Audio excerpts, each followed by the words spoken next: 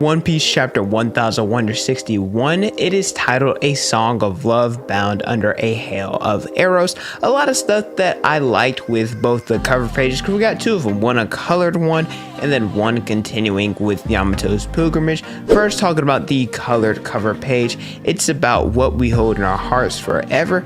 Essentially, the Straw Hats, they're holding mini or doll versions of what they value dearly. So Sanji, he has a bunch of women, Nami with Belmere, Luffy with Shanks, Ace and Sabo, etc. Y'all see Usopp and Robin, they're trying to get dolls out the machine. I really like this cover page, really wholesome. And then the other one is continuing with Yamato's pilgrimage, as she is paying respects to the different heroes of Wano. Some of those individuals include Odin, Toki, Pedro, Izo, Ashura Doji, as well as some others. You know, it's kind of hard to make out some of them because they are technically being blocked by Yamato, but essentially if you played a key role or at least some role in assisting with Wano being free from Kaido, you're on there. This is actually one of my favorite Yamato pilgrimage cover pages because we liked most of these characters and it's always cool paying respects to those who have fallen. So yeah, I love this cover page. But with that out of the way, let's get into chapter 1161's breakdown. So in the last chapter, the God Valley incident is officially underway.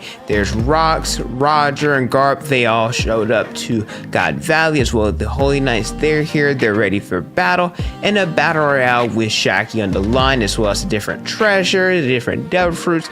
Those are all up for grabs as well. I thought in this chapter that we'd get some of the matchups in God Valley, and we kinda did, but not really. And after reading this chapter, I realized I need to temper some of my expectations of the God Valley flashback just a bit. I gotta look at it more so like the Odin flashback, where there's different fights that happen, like Odin versus Whitebeard, the Roger versus the Whitebeard pirates, Odin versus Kaido, etc. They highlighted certain things. They, gave us little tidbits of different interaction that had, and it's a lot more condensed than what will happen in the actual story. Now, am I expecting more here than what happened in the Odin flashback? Oh, 100%. With the Davy clan, Zebit, you got Shanks and Shamrock, the different devil fruits. I expect this to be more than a 1 or 2 chapter thing, but I don't expect it to be a full-on fleshed out thing like Wano or another arc in the current story, because it's a flashback. This is Luffy's story, it's not Roger's story, so we're not going to get every minute detail of the flashback fleshed out, and guess what? That's okay. We continue with Dragon. He is trying to escape with both Shanks and Shamrock, or bang!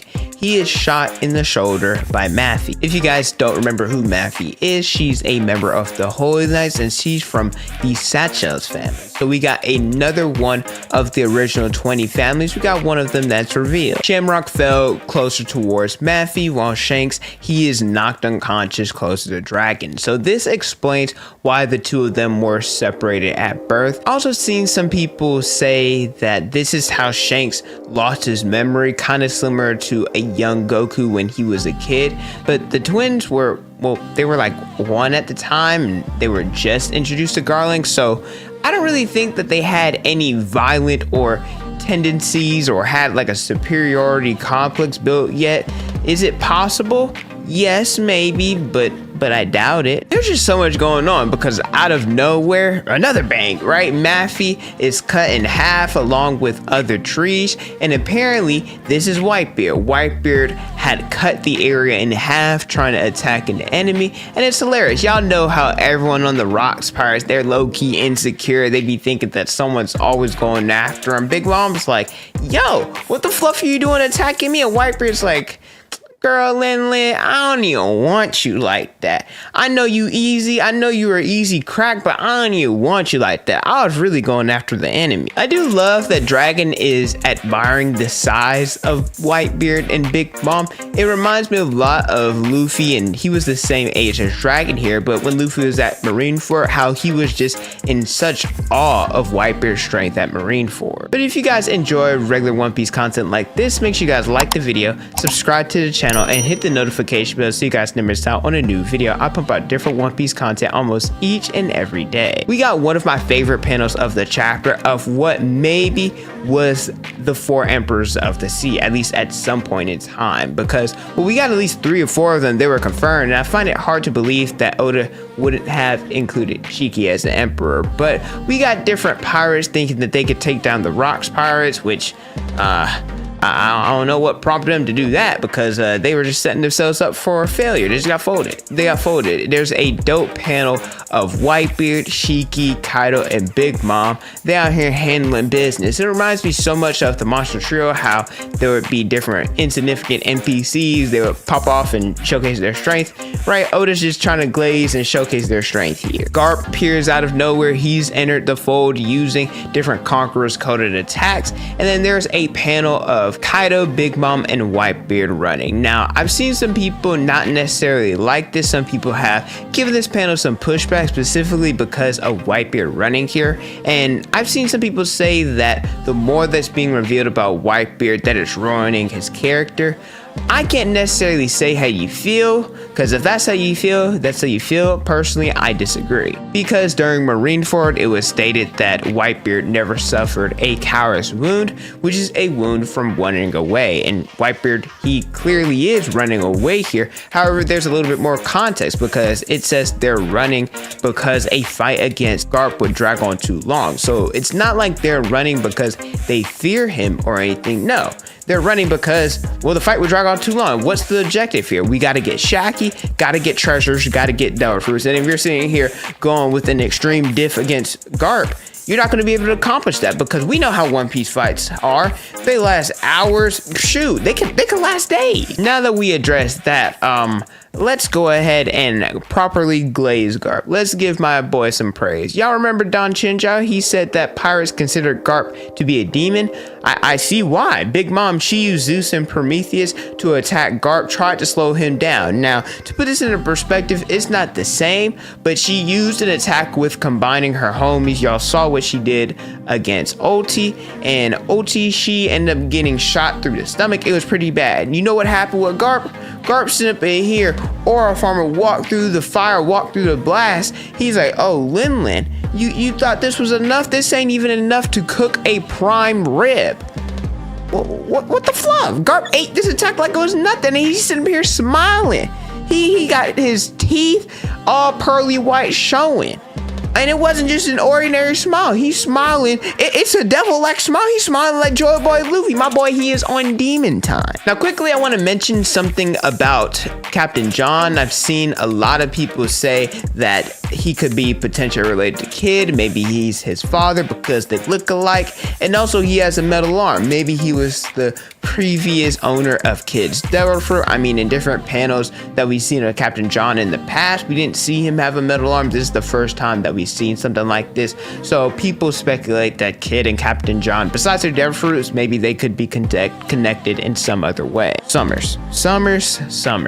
He is on my list. As a villain, Oda is doing a fantastic job with him. I love him as a villain, but as a person, oh, Fluff this Ninja. Respectfully, I can't wait for him to be defeated. So while all the chaos is going on, Sommers, he has Shakky hidden in this basement.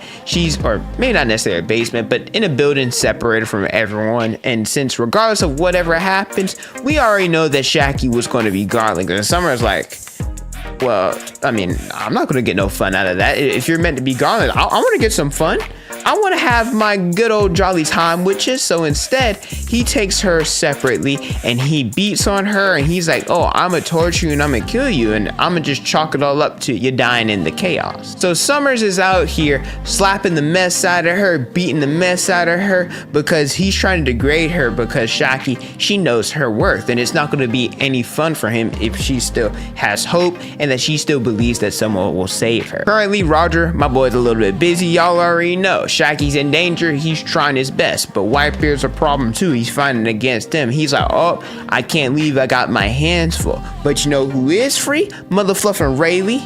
He's free, so he goes out and tries to save Shakky. We thought it was going to be Sommers versus Gabon. Nope, it's Sommers versus Rayleigh. He swoops in, attacks Sommers with an attack named Spider Lily Steel. Low-key, it looks like Zoro's onigiri. Low-key looks like it, I ain't gonna lie to you. Sent Sommers flying. Rayleigh, we know he came here with one intention. Reached out his hands, said to Shakky, I'm here to you. Shakky out here looking, you see the goo-goo eyes, made her mother fluffing wet. And guess what? Shakky said, make you mine? Come get me? Oh, Rayleigh definitely did that. My boy, I gotta dap him up for that. I love this, showing her weakness a little bit. We know Shakky, she's strong. There's no ifs, ands, or buts about it, but she was scared, of course. Not just because she's a girl or anything like that. I think anyone in a situation, a near-death experience like this, they would be scared.